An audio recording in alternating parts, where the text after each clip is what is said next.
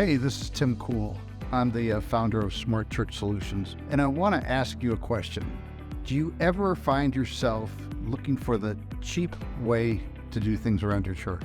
Well, cheap is not always a bargain. Let me give you kind of a real life story. So there was a time that I thought I was saving money. I'd gone to Staples, the office supply place, and I bought cheap paper.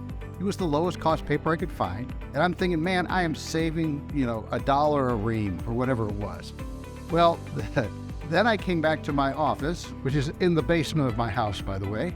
And I printed off some stuff and left it laying on my desk for a while. And like many basements, humidity can come in and it will impact things.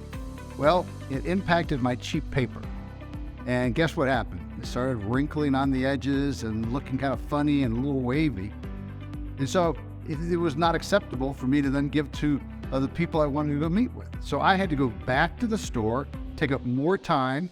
I had to buy new paper, had to spend money again, come back to the office, reprint it. So now I've used more ink. I've used double the amount of ink. And so sometimes we make decisions where we think cheap is going to save us money. And what happens is cheap actually costs us money. This happens too often in our churches, where we think that roll of duct tape, the extra tube of caulk is going to help us save money. But in essence, we're just being bad stewards, frankly. And so we have to be very, very cautious about not getting to the point where we have a cheap mindset. Now, that's not to say that we should be wasteful. I'm not suggesting that we need to go out and buy real expensive type thing. We need to buy the right product for the right job, or we need to hire the right contractor for the right job.